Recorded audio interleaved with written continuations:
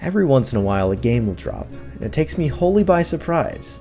A story that catches me completely off guard. Nier Automata is this game for me. It has one of the best stories I've ever had the pleasure of completing. I hold it near and dear to my heart. ICEY, on the other hand, is a game that I had completed every ending, got every achievement, and in the end, struck me as a slightly worse voice-acted Stanley Parable, but with awesome combat. And in this video, I'll be talking about ICEY instead of the Stanley Parable because of the different themes as well as more parallels to be drawn between the characters, obviously. I feel like this subject will become much more pronounced in the coming years, with games that will strive to capture the attention of the player through meta-style narrative. It's pretty easy, honestly, to be all like, hey, look at me, we're a game, but we know we're a game. And I'd like to talk about what distinguishes a good version of this narrative and a bad version of this narrative. So, thanks for joining me, and welcome to Design Side, the show about game design. Giving you hot, steamy game design videos since, well, 2015, but we don't talk about that one. Now, before I get into this, let me give you a quick rundown of the stories of Nier Automata and ICEY, and if you haven't played them, I highly suggest these games. I'll try to keep this discussion as spoiler-free as possible, but I might give away a few details, and hopefully that won't hamper your enjoyment. Anyway, so, Nier Automata. This is a 3D character action game about androids 2B and 9S searching through the city ruins, going on various scouting missions, and completing their quest against the Machine Menace. Though the narrative builds itself to be somewhat predictable with a few twists and turns after you finish the game, a credit sequence says something to the effect of, you haven't seen half of what this game has had to offer. And that, my friends, is where the real fun begins. You click continue, and the game, well, continues.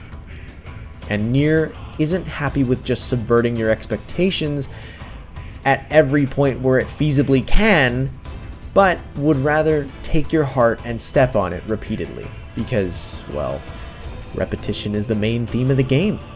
ICEY, though, is a 2D action brawler that is about a cute anime cyborg girl named ICEY. If you've never played the Stanley Parable, you'll probably have your mind blown by this game. It's a game that was intentionally built to be meta. So meta that at some point the narrator will put you in a different game because you're not listening to him. But the main crux of the story is to kill Judas because he's evil and cause the end of the world or something.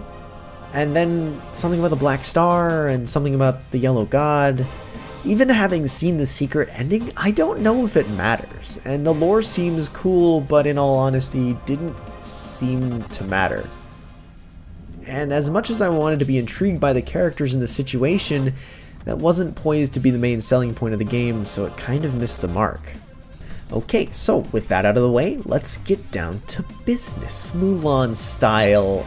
I am such a poser, I've never even seen that movie. What is meta-narrative?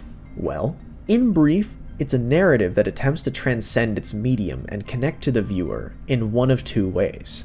Either through relating to the viewer themselves or by relating to the world we inhabit, distinctly in reference to us. You know, Earth. So then what sets these games apart? Oh, that's an easy one. Choice! Well, more specifically, how choice is handled in each one.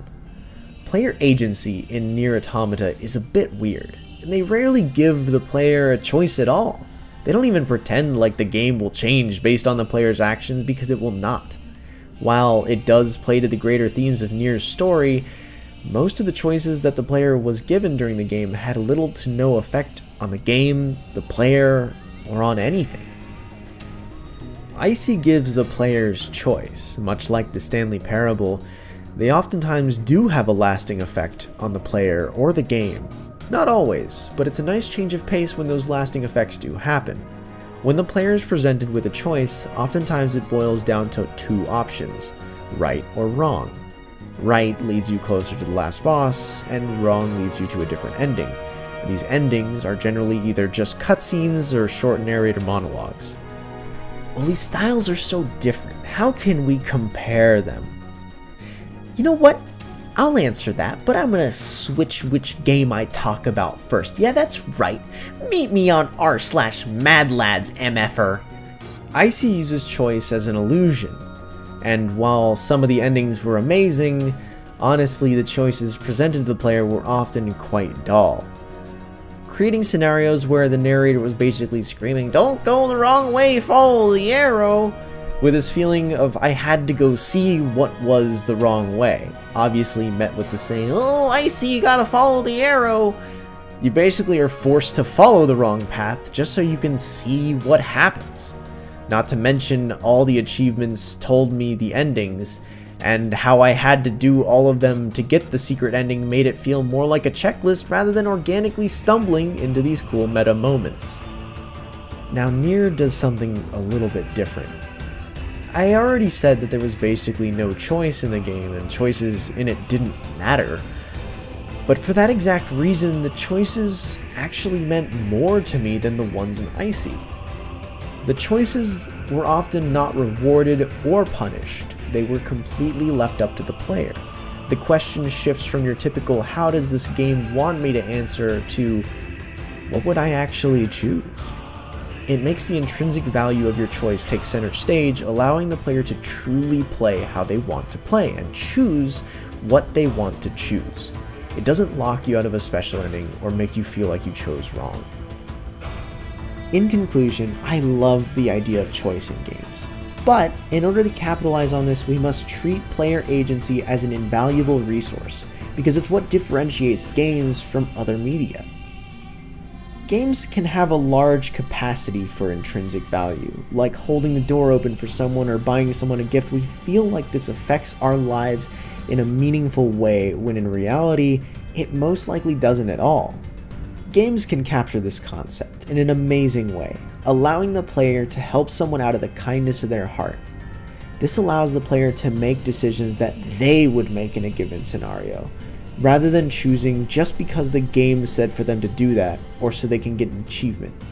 Allowing players to do something even altruistic at the detriment of themselves with no meaningful impact whatsoever.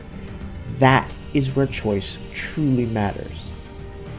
We need this, because while rewards can be nice, it's important to realize that dangling a tantalizing item, achievement, or object in front of a player for acting a certain way defeats the purpose of choice.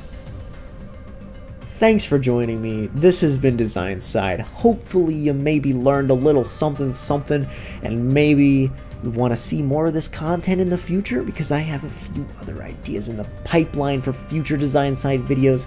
It would be cool to see some love. And thanks again. I will catch y'all on the flippity flip.